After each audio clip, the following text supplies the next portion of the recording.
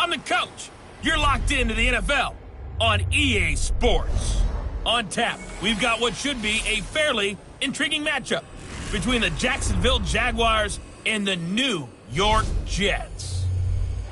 I'll have scores around the league for you at the half, but it's time. From the stadium that hosted Super Bowl 48 back in 2014, there's a look at MetLife Stadium here in East Rutherford. Today we've got a matchup here in pivotal Week 7 between the Jacksonville Jaguars and the New York Jets. And this will be a touchback as that sails over the end line. So now here comes the Jet offense as they get ready to take over. And they'll be led out by their quarterback, the very, very talented Andrew Luck. Would you say that last week's performance by him, workmanlike in terms of numbers? One touchdown, one pick, but obviously a loss. Yeah, that's the bottom line for him. All he cares about is how do we find a way to win the game. Maybe leans on a few other parts of the offense, and hopefully springs a receiver or two free. An early statement on the game's first play. 18 yards and a first down. One play has him up past the 40 already, and another 1st and 10. Here's Luck. He's got a man complete. It's Amari Cooper.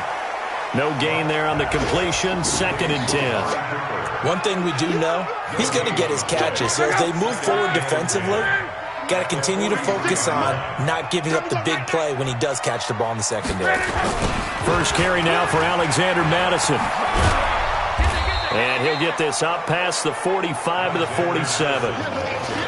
Well, look now at our starting defense.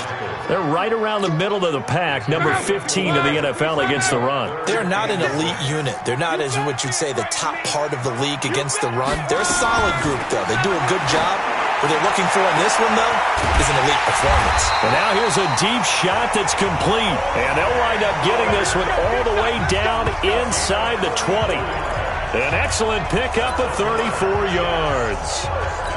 All right, Charles, let me put you in the head of one of those defenders out there. You have a big play like that go against you so early. What does that shake your confidence? It shouldn't, but it often does, because your thought process all during the week is how you're going to get after that offense and make your plays. And when they make one against you, it makes you a little bit hesitant. Time to regroup. Sometimes you're aligned perfectly and the play comes to you, and sometimes you got to cover some ground to go make the play, as we just saw there.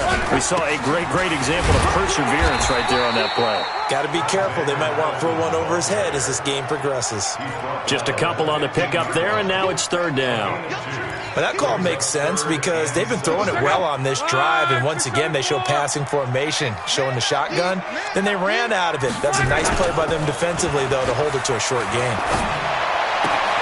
Got a man, it's complete. Williams. And down inside the 10 here before he's out of bounds right around the 7. They're able to convert on 3rd down, and that sets up a 1st and goal.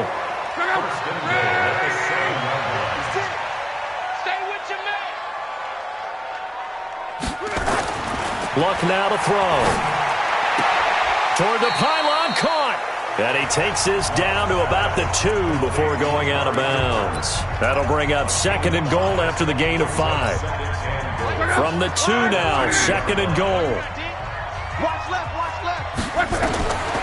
Back to throw, Luck. That's caught at the 2. They'll get nothing out of that one, and it's going to lead to a 3rd down.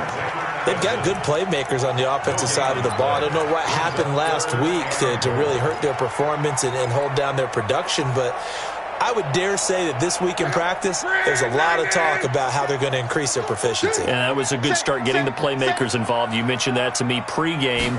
That's what they did there. Yeah, I think a lot of people think the coaching staff really gets on them, and that's how they motivate them. Most of these guys are self-motivated. They have a lot of pride in their performance.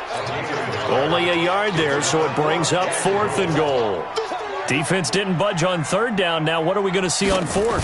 We are soon to find out, but does this feel like old school football or what? Oh, yeah. This is an old-fashioned goal line stand.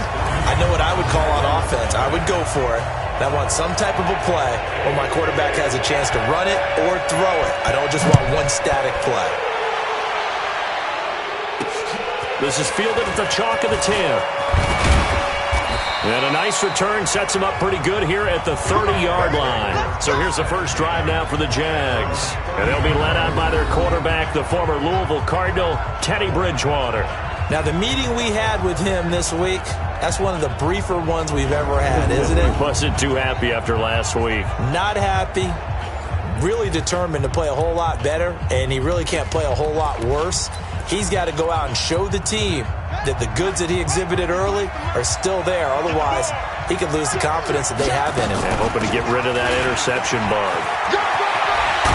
And he's brought down after a very nice gain. Just like that, a pickup of 20 on their first play from scrimmage.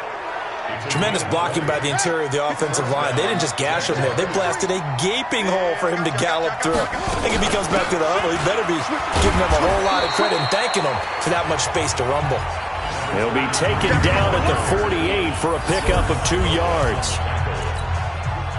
And we roll now on the graphics for the offensive starters. Let's take a look at the left tackle, Taylor Lewan. A big, gregarious guy with great athletic ability.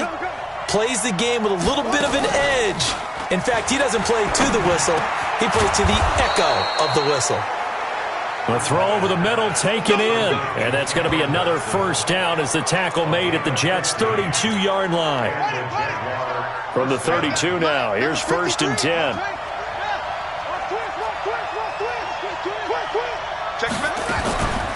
Now the first carry for Ezekiel Elliott. And he'll go down at the 28.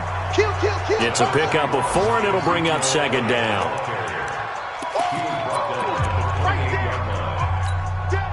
Try to get one more in here before the quarter breaks. 3-0 after 1 on EA Sports.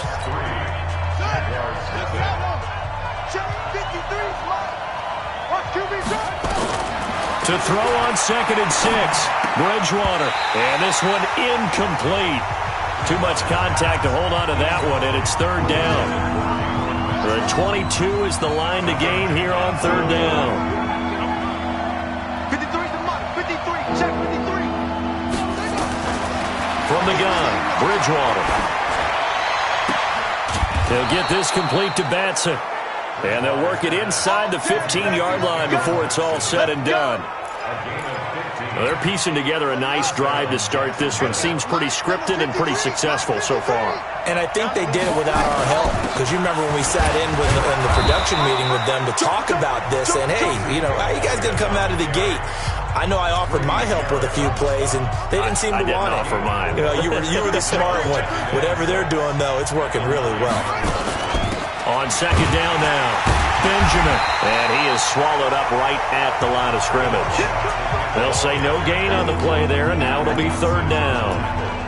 And he got off the end there very quickly to make that play. Yeah, it was almost like the bullet train, wasn't it? I mean, just zoom.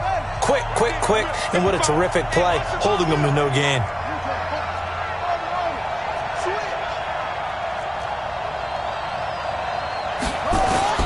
Bridgewater from the gun on 3rd down. Anunwa's got it, complete. And he takes it in. Touchdown, Jacksonville. Quincy Enunwa, his 2nd touchdown on the season. And the Jaguars have taken the lead. A good tight end is a heck of a weapon for any quarterback, especially when you're able to create some mismatches. Sometimes they work against a linebacker, sometimes they work against a smaller defensive back. But when they find it, they go to it, and it often results in touchdowns. Set now to kick this one away, and off it goes. This one taken just inside the 10. And a nice return sets him up pretty good here at the 30-yard line. Let's go. And New York set to take the field. And last time they got 3 points, but it was a chip shot field goal. And when you go to the sideline after a chip shot field goal, maybe the offense not too happy. It's a balancing act, isn't it? Because you're exactly right. They're none too pleased that they didn't punch it in for 6 points. But you also have to remember, they did put points on the board. 3 points is 3 points. And in this league, you take points when you can get them. Not easily done. And down he goes, but he takes it up to the 40. 10 yards is the pickup, good enough for a Jet first down. Luck going to bring him up 1st and 10. And he's completed all 7 of his passes thus far. And they're well past midfield, just a yard or two shy of the 40. A Jet first down, 18 big yards that time. I like watching the wide receiver screen because it's a real teamwork play. Because guess what? The guy catching the ball, he'll get all the credit. But how about the people up to block in front of him, either fellow receivers or offensive linemen? That makes that play a really nice timing play, and sometimes it can break big. Tackle made there by Jordan Poyer. One thing to keep in mind, partner, especially in the second half, when you've got a running back of this size and these dimensions, I can just tell you, attrition does set in for a defense because you're excited about hitting him in the first half. Maybe not so much in the second half, and some of these shorter gains turn into bigger runs later.